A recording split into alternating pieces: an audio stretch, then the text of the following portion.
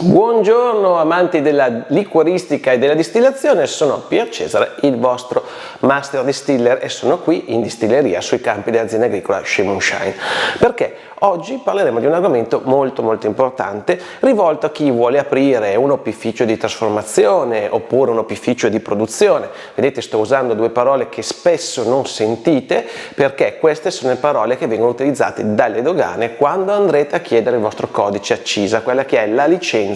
per aprire la vostra attività o di distilleria oppure di liquorificio, e andremo a vedere quali sono le differenze fra una distilleria ed un liquorificio, e soprattutto parleremo di qual è la base, cioè quale azienda conviene aprire per fare una di queste attività.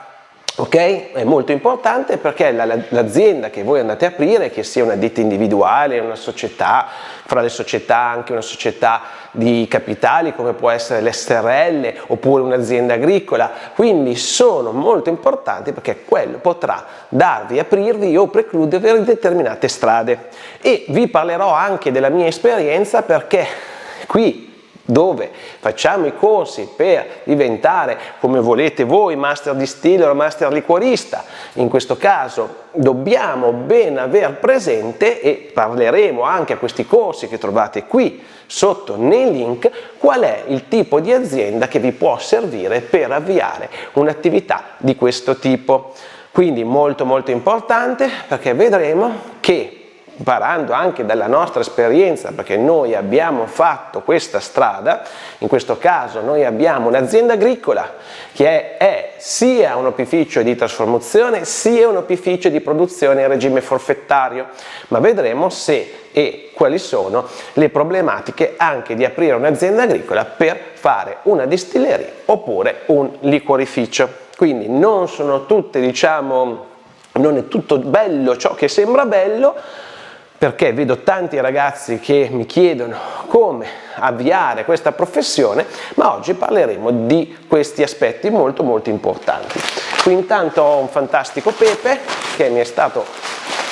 spedito direttamente dall'Africa, da un corsista, dal fratello di un corsista che vive, fortunato lui, in un'isola africana dove coltivano questo pepe, che è un pepe selvatico, più che altro che lo raccolgono, che nasce nelle foreste africane e che ha un profilo agrumato molto delicato e molto particolare, che mi piace tantissimo e che useremo presto in un gin, in una ricetta di gin che sto mettendo in campo. Ma non solo, fanno anche sia caffè che cacao, e mi sono fatto mandare la granella del loro splendido cacao che fanno nelle loro piantagioni. Tolto questo, quindi torniamo al nostro argomento. Naturalmente per contattarmi trovate i link qui sotto per i nostri prodotti, quindi Shea Moonshine, ma soprattutto sheagin.it. Partiamo quindi da qual è l'azienda migliore per aprire un opificio o una distilleria. Quindi parliamo intanto di noi, dell'azienda agricola. Quindi l'azienda agricola dove noi coltiviamo le erbe aromatiche per della tradizione liquoristica, e dall'altra parte, come abbiamo visto, siamo sia opificio di trasformazione sia distilleria, quindi sia opificio di produzione, quindi stabilimento di produzione. Vediamo quali sono i limiti. Allora, quando mi chiedono, sicuramente allora, partendo dal fatto che è molto romantico la possibilità di coltivare le erbe aromatiche e poi di trasformarle in un prodotto liquoristico oppure di distillare la frutta del proprio campo, sicuramente è la cosa più bella, perché avere a che fare, quindi toccare direttamente quelle che sono la nostra materia prima, ci dà la possibilità poi di conoscere meglio quali sono i veri profumi delle piante aromatiche e di creare dei prodotti sicuramente unici, perché quando voi acquistate le erbe aromatiche, io lo vedo con la melissa che ogni tanto ci capita di finire la nostra, ma quella che acquistiamo, anche se italiana, se di qualità massima, foglia intera, mi raccomando, Italia e tisana, evitateli, non ha lo stesso profumo della nostra che coltiviamo, ma proprio non c'è nessun paragone. Quindi l'abbiamo acquistata una volta, poi abbiamo deciso di non acquistarla più, perché praticamente il profumo è lo stesso della carta che la protegge, invece la nostra ha un profumo veramente importante che si sente quando lessichiamo nel nostro essiccatore in alto in tutta la distilleria. Quindi non so qual è il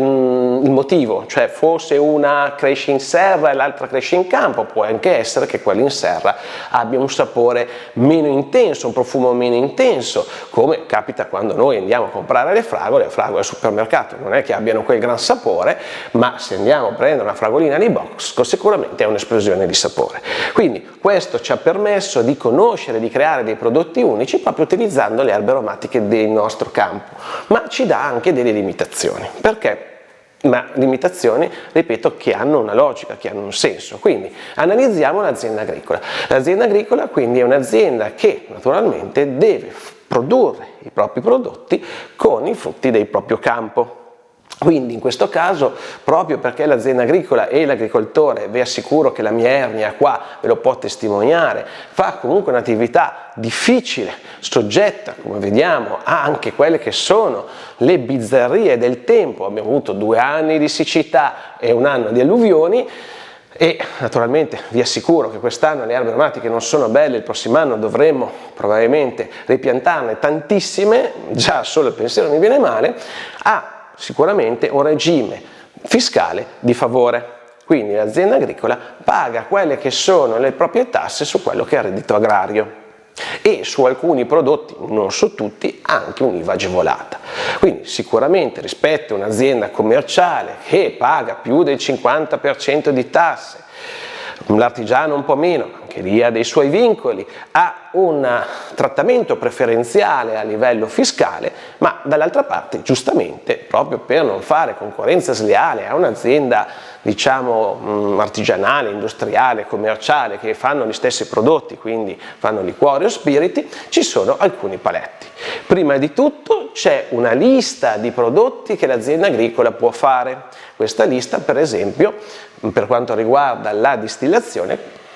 enuncia solamente quella che è la grappa. Non ci sono per esempio prodotti liquoristici che anche come gli amari, vermouth sono della tradizione italiana, non ci sono in questa lista. Questa lista dovrebbe essere diciamo aggiornata ogni 5 anni dal Ministero dell'Agricoltura, ma in realtà è ferma dal 2015. Rientra per esempio la birra, rientra la grappa, che io di mio penso che non sia un prodotto prettamente agricolo, perché per fare la grappa ci vogliono alambichi di grossissime dimensioni, ci vogliono molto spesso le caldaiette, si può fare anche con l'acqua all'interno della caldaia, ma come viene prodotta nelle distillerie si usano delle caldaiette a vapore per una ridistillazione, sono impianti costosi che costano più di 100-150 mila euro e comunque sono di piccole dimensioni in questo costo, parliamo di 500 millilitri, non paragoniamo a quelle distillerie che producono diciamo la grappa, quelle storiche, e comunque il contadino non avrebbe mai investito quei soldi nella produzione diciamo di una grappa che partendo da una vinaccia ha una resa bassissima e poi necessita comunque di una lavorazione molto importante che dà comunque anche degli scarti che sono degli acidi tartarici che dovrebbero essere smaltiti perché sono pericolosi.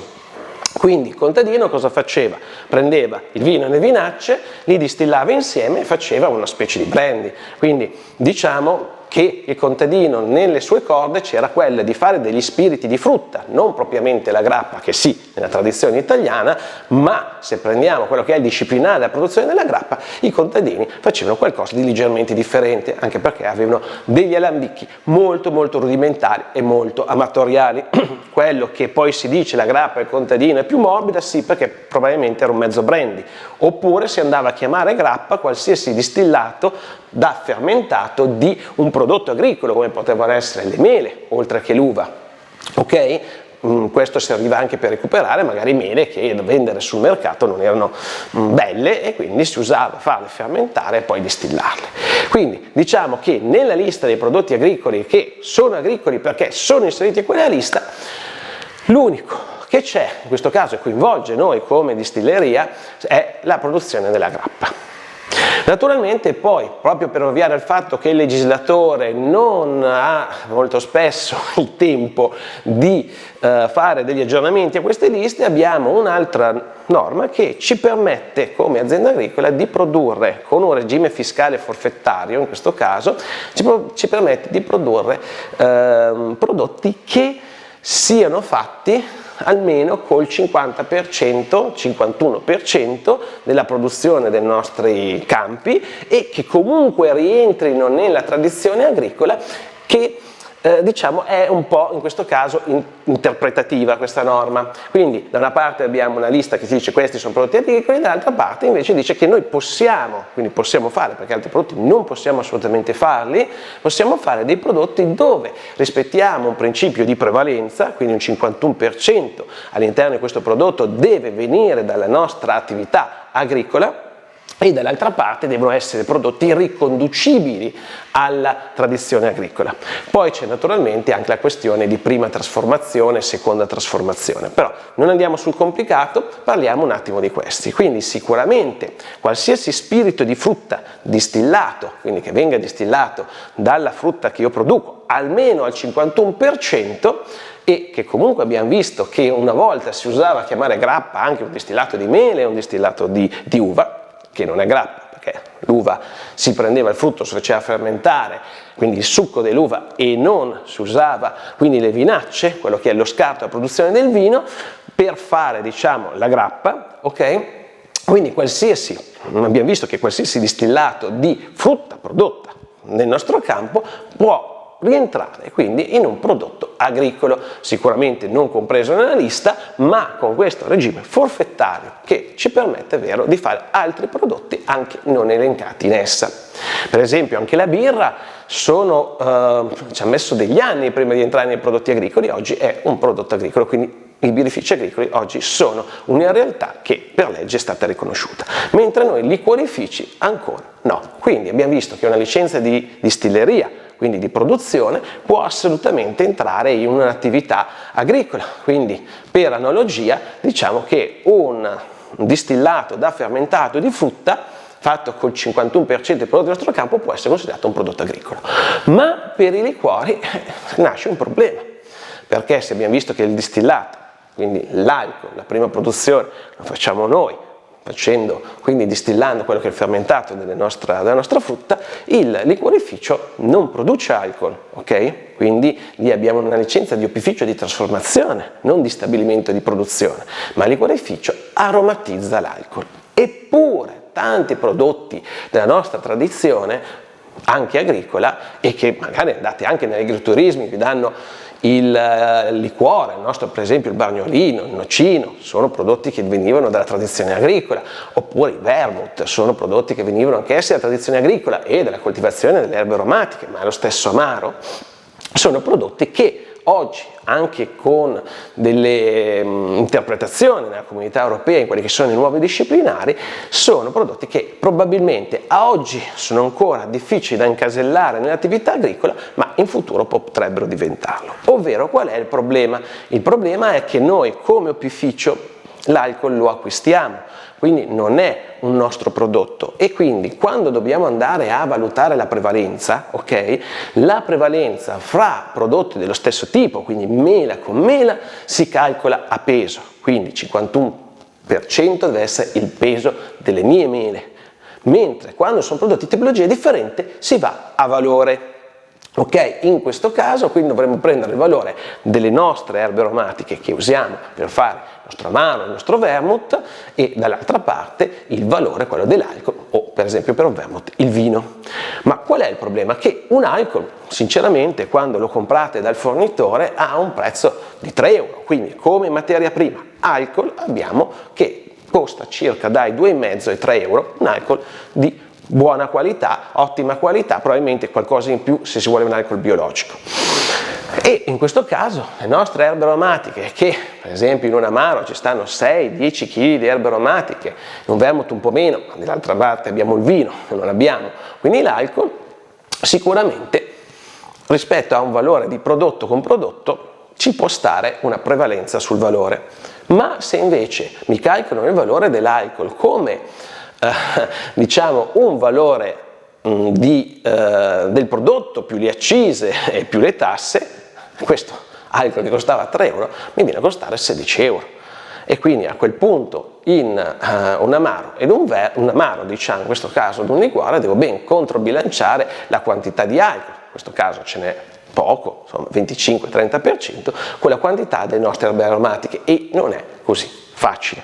Quindi noi abbiamo messo del tempo anche per fare prodotti semplici come l'amaro e portarli qui da noi. Prima lo facevamo fare esternamente con l'aiuto della mia SRL, quindi vendavamo le erbe SRL, e adesso le facciamo produrre qui direttamente sulla nostra distilleria, perché comunque abbiamo una vendita di erbe aromatiche che ci dà un certo supporto, quindi non per far solo, diciamo, i liquori, ma avere un'ottima entrata dalle erbe aromatiche e anche dai liquori. L'amaro sicuramente per me è un prodotto, ma è comunque abbastanza interpretativo, quindi siamo in una zona un po', diciamo, grigia, anche, ripeto, se la Comunità Europea nell'ultimo regolamento che ha fatto su quelle che erano disciplinari ha collegato anche i prodotti liquoristici all'attività agricola. Comunque siamo in una situazione ancora non normata, non comunque chiarissima, però per me se faccio un amaro al 25% di alcol, quindi il costo di alcol mi incide poco, con le mie erbe aromatiche che comunque coltivate qui sui nostri campi, raccolti a mano, hanno comunque un prezzo di produzione alto e abbiamo comunque un prodotto con 6-12 kg di erbe aromatiche, allora in quel caso secondo me la prevalenza può essere rispettata, ma naturalmente parlate sempre bene col vostro commercialista. Se invece andiamo per esempio a fare un altro prodotto, prendiamo uno dei prodotti chiamati di più, il gin. Il gin purtroppo non fa parte della tradizione liquoristica italiana, o almeno il gin distillato. Ok? Ci sono dei gin in infusione, quindi noi sicuramente avevamo già delle infusioni di ginepro, degli amari di ginepro, quindi amari con prevalenza di ginepro, ma erano più nella tradizione delle infusioni e non delle distillazioni. Un libro di Fulvio Piccinino comunque ci parla di gin italiani, ma in questo momento come prodotto italiano sicuramente lo vedo meno. E dall'altra parte abbiamo un prodotto di alto grado alcolico, ok? E soprattutto nel gin non ci sono all'interno tante erbe aromatiche come nell'amaro o nel vermouth, ma ne abbiamo poche, quindi molto difficile, quindi su un gin che ha 40 volumi alcolici, rispettare un principio di prevalenza, soprattutto perché non è, o comunque è interpretabile ma molto tirato, non è sicuramente un prodotto della liquoristica italiana, o comunque adesso lo sta diventando, ma soprattutto non della liquoristica italiana, scusate, della tradizione agricola. Quindi abbiamo visto che se apriamo un'azienda agricola dobbiamo rispettare alcuni paletti. L'altra cosa che non possiamo fare è fare somministrazione. L'azienda agricola, se non è agriturismo, non può fare somministrazione, quindi è un altro limite che noi abbiamo, e abbiamo dei paletti dati proprio dal fatto che comunque abbiamo una tassazione inferiore, ma quelli che sono i nostri prodotti devono essere della tradizione agricola e devono essere fatti con i prodotti che coltiviamo noi. Quindi questo dall'esperienza, e vi dico il perché. Noi abbiamo un alambico che però è in questo momento vincolato, e perché comunque ci verrebbe difficile, come vi ho detto, fare entrare una grande produzione di gin all'interno della nostra azienda agricola. Comunque adesso abbiamo anche un buon supporto dalla vendita delle erbe aromatiche, da quella che è anche la fattoria didattica, ma questo alambico è legato allo stabilimento di produzione. Ok? Noi siamo stabilimento, quindi distilleria di produzione in regime forfettario, e questo alambico in questo momento, anche se al basket, però quello per la dogana non ha importanza, ma vedete le due colonne di rettifica, di ridistillazione, è vincolato, diciamo, alla produzione di spiriti di frutta. Ok? Che in questo momento, naturalmente, dovete sempre pensare che l'attività contadina deve aspettare i tempi del campo. Quindi in questo momento praticamente di produzione non abbiamo ancora fatta. Volevamo fare i whisky perché abbiamo fatto un orzo, però la dogana ci ha chiesto, visto che non avevamo la caldaia per fare il mash qui, avremmo fatto la fermentazione, ci ha detto che non potevamo farlo, ma dovevamo acquistare quindi il mash da un birrificio che aveva la caldaia per farlo e pagare 2 volte l'accise sia sulla birra che acquistavamo e poi sulla distillazione, quindi con costi secondo me assurdi e improbabili, anche se veniva fatto con il nostro orzo che abbiamo coltivato il campo, quindi abbiamo un attimo rallentato sul whisky per quello. Dall'altra parte, i spiriti di frutta, stiamo aspettando, dopo 2 anni di siccità e 1 anno di alluvione, che le nostre piante ci facciano una produzione di una quantità di frutta tale da poterla distillare nei nostri alambicchi, perché comunque per fare e per riempire un 200 litri ci vogliono più di 300 kg di frutta. ok? Il nostro vigneto ha 3 anni e quindi non è entrato ancora in produzione, il nostro frutteto con tutto quello che è successo ha prodotto praticamente quasi niente e non potremo neanche aspettare il 51%, quindi dobbiamo aspettare i tempi del campo per fare quelli che sono i nostri prodotti. Quindi capite voi che se fate un investimento su una distilleria, quindi su un opificio, su un stabilimento di produzione, dovete, soprattutto agricolo, dovete capire che probabilmente non riuscirete a produrre subito quello che volete, perché avete anche i tempi, a meno che voi non abbiate già un'azienda agricola che fa produzione di frutta e quindi lì siete già a posto, dovete aspettare, se partite da zero, i tempi del campo. Quindi questo è il limite per cui questo alambico in questo momento non possiamo usarlo per fare per esempio il gin, perché comunque la dogana al 99%, c'è solo un caso in Italia ma non sto a dirlo perché è unico, la dogana non ti lascia usare lo stesso alambico per fare sia gli spiriti che quindi sia per fare la produzione che l'aromatizzazione di un alcol, ok? Chiede due alambichi separati e spesso e volentieri anche 2 laboratori separati, perché sono 2 licenze che in questo caso convivono nel nostro laboratorio, quello di opificio, quindi di aromatizzazione, di lavorazione dell'alcol e quella di produzione dell'alcol, perché questo alambico è vincolato ed è controllato, quindi c'è un suo controller che controlla quando lo utilizziamo, alla produzione di spiriti. Quindi noi dall'altra parte possiamo fare infusioni, infatti in questo momento stiamo facendo l'infusione del nostro amaro che finalmente l'abbiamo portato qui in distilleria. Il nostro amaro è qui nella botte, ci vorrà un po' di tempo prima che sia pronto, ma comunque cominciamo a fare il nostro amaro, stiamo facendo anche l'amaro di Grazzano Visconti. Questo perché siamo vincolati ai limiti che ci impone quello che è la nostra scelta di aprire la distilleria come distilleria agricola, ok? Quindi in questo discorso vi dico attenzione, l'azienda agricola è molto bella ma vi pone dei limiti, quindi in questo momento il nostro gin noi dobbiamo vendere le erbe aromatiche alla mia SRL, ok, che poi l'andrà a produrre fuori. Io poi fortunatamente facendo il consulente per altre aziende e collaborando con altre persone non ho il problema di andare a distillare da un amico che mi presta il distillatore, sì, me lo distillo io a casa sua, quindi sicuramente il laboratorio è il suo, ma me lo distillo io a casa sua. Quindi per me, quando mi sono fatto la ricetta qua e me lo sono distillato a casa di un'altra persona, comunque l'ho sempre distillato io ed è un mio prodotto. Poi, formalità a parte, questa è la realtà, ma lo faccio perché sono limitato da quello che è la scelta, forse, non so, anche sbagliata, non lo so, però a me piaceva così, di aprire un'azienda agricola. Quindi sappiate che comunque è molto importante, come abbiamo detto, aprire un'azienda di un certo tipo per fare questa attività di liquorista o di distillatore, perché vi pone da una parte dei limiti, cioè vi dà delle opportunità come la nostra, quindi di avere una tassazione agevolata, di coltivare le erbe aromatiche, di avere anche un'attività di fattoria didattica, di accoglienza qui sul campo, perché è un bellissimo posto, sicuramente non siamo una zona industriale, ma dall'altra parte ci limita perché non possiamo fare conto terzi o comunque in maniera molto limitata, ok? Dobbiamo produrre i prodotti col 51% della nostra produzione agricola e poi devono essere prodotti della tradizione agricola, perché dobbiamo rispettare questa benedetta prevalenza finché l'Europa non deciderà di inserire il nostro